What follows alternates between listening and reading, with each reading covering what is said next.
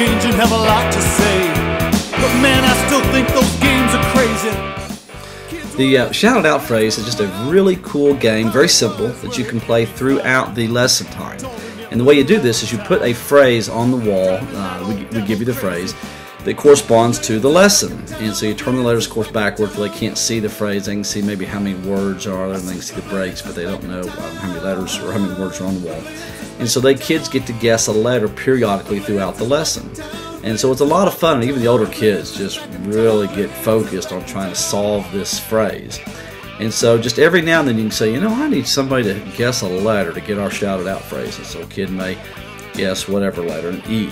So even if you have 4 E's, you only turn over one of them, and you choose which one to turn over. Now they can guess a consonant or a vowel. We don't make a distinction, but you just turn over one of them. So then somebody later on may guess an R or an S or whatever it is. So little by little, they begin to uncover this phrase. And maybe before a game you get a couple letters, maybe after a game, before a skit, just whenever you can just space this out so that towards the end of your lesson time, this phrase begins to be uncovered.